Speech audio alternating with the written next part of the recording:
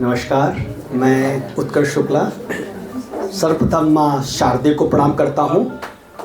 उसके बाद आप सभी लोगों को प्रणाम करता हूँ। वह जो मंच हमारा प्रारंभ कुछ लोगों ने यहाँ से प्रारंभ किया है, तो उनके लिए भी बहुत बहुत शुभकामनाएं। तो अपने बारे में बता देना चाहता हूँ कि छोटी सी उम्र में सारी हदों से गुजर गया हूँ मैं, और दर बदर ठोकरें इतनी मिली हैं कि बिखर गया हूँ मैं। और यूपी के लखीमपुर से हूँ, हल्के में मत लेना मुझे, शब्दों से आग लगाने कई शहर गया हूँ मैं। क्या बात।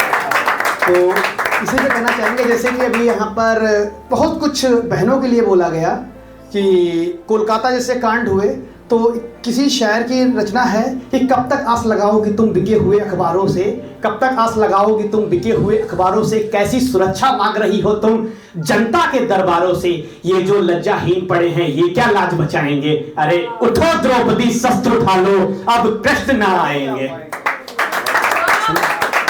तो अब हम आपसे कहना चाहेंगे, एक कोर्ट मार्शल मेरी रचना है, जो सैनिक अगर कुछ गलत करता है तो उसका कोर्ट मार्शल होता है सीमा पे। तो उससे कहना चाहेंगे कि एक घटना घटी थी बहुत पहले, शायद दो या तीन की बात है, उस समय घटना घटी होगी, तो मेरे को जानकारी मिली, तो मैं उसके बाद मैंने कुछ लिखा है कि आर्मी कोर्ट रूम में आज एक केस अनोखा खड़ा था। आर्मी कोर्ट रूम में एक केस अनोखा खड़ा था, छाती तान अफसरों के आगे फौजी बलवान खड़ा था, बिन हुकुम बलवान तूने ये कदम कैसा उठा लिया। सामने बैठा अफसर पूछ रहा है कि बिन हुकुम बलवान तूने ये कदम कैसे उठा लिया, किससे पूछ उस रात तू दुश्मन की सीमा पर चला गया। बलवान बोला, सर जी एक बात बताओ, वो किससे पूछ कर आए थे, सोए हुए फौजियों का सिर काटने का फरमान किसके बाप से लाए थे, किसके बाप से लाए थे। और फौजी का जवाब में सवाल दागना, फौजी का जवाब में सवाल दागना अफसर को पसंद नहीं आया। बीच वाले अफसर ने लिखने के लिए पेन उठाया, बीच वाले अफसर ने लिखने के लिए पेन उठाया। एक अफसर बोला, बलवान हमें ऊपर जवाब देना होता है, तेरे कटे हुए सिरों का मुझे सारा हिसाब देना होता है।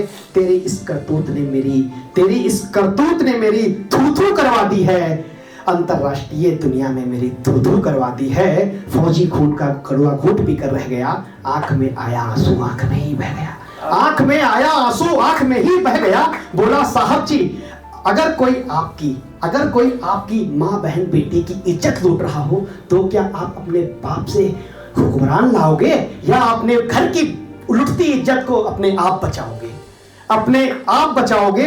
अफसर नीचे झांकने लगा, एक ही जगह पर टाकने लगा। फौजी बोला, सीधा सा आदमी हूं साहब, कोई आंधी नहीं हूं, और थप्पड़ खाने के लिए गाल आगे कर दूं, ऐसा मैं गांधी नहीं हूं। और अगर सरहद पे खड़े होकर गोली ना चलाने की मुनादी है, तो साहब जी माफ करना, ये काहे की आजादी, ये काहे की आजादी है।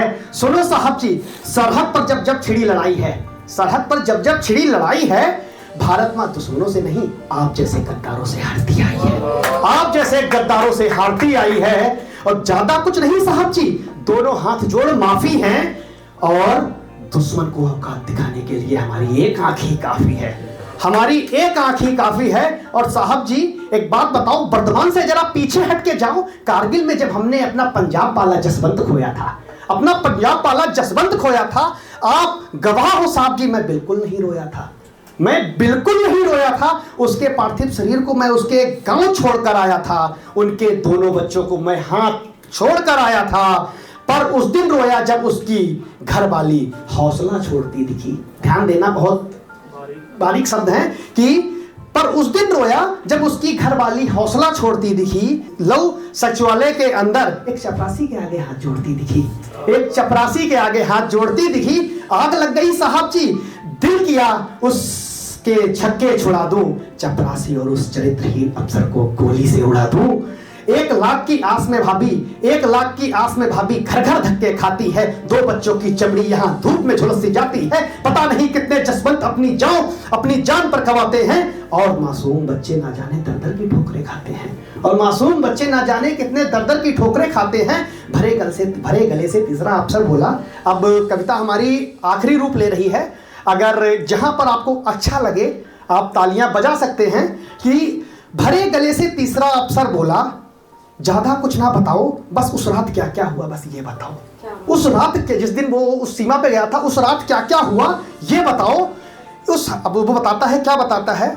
उस हमले की रात हमने भेजे संदेश लगातार 7। उस हमले की रात हमने भेजे संदेश लगातार 7। हर बार की तरह कोई जवाब नहीं आया। 2 जवान मारे गए, कोई हिसाब नहीं आया। 2 जवान मारे गए, कोई हिसाब नहीं आया। और सरहद पर खड़े जवान गोलीबारी में मारे जा रहे थे, और हम दुश्मन से नहीं अपने ही हेडक्वार्टर से हारे जा रहे थे। हम दुश्मन से नहीं अपने ही हेडक्वार्टर से हारे जा रहे थे। फिर दुश्मन के हाथों कटार देख मेरा भी सिर चकराया। गुरमेल का कटा हुआ सिर जब दुश्मन के हाथ आया, दुश्मन के हाथ आया और फेंक दिया ट्रांसमीटर। उसमें ट्रांसमीटर था उसके हाथ में, फेंक दिया ट्रांसमीटर हमने। कुछ भी सूझ नहीं आई थी। और पहली मर्तबा बाबूजी मैंने उस दिन बंदूक चलाई थी। पहली मर्तबा बाबूजी हमने बंदूक चलाई थी। और गुरमेल का सिर लिए दुश्मन सीमा पार कर गया। पीछे पीछे मैं भी अपने पांव उस नापाक धरती पर धर गया, उस नापाक धरती पर धर गया। फिर वापस हार का मुंह लेकर नहीं आया हूं, फिर वापस हार का मुंह लेकर नहीं आया हूं। वो 1 काट के ले गए थे, मैं 2 काट के लाया हूं। वो 1 काट के ले गए थे, मैं 2 काट के लाया हूं। और इस बयान से ना जाने कोर्ट में कैसा असर हो रहा था, इस बयान से ना जाने कोर्ट में कैसा असर हो रहा था। पूरे कोर्ट में सन्नाटा सा फंसा रहा था और पूरे कोर्ट का माहौल एक ही सवाल में खो रहा था। पूरे कोर्ट का माहौल एक ही सवाल में खो रहा था। कोर्ट मार्शल सैनिक का हो रहा था या पूरे कोर्ट का हो रहा था, या पूरे कोर्ट का हो रहा था।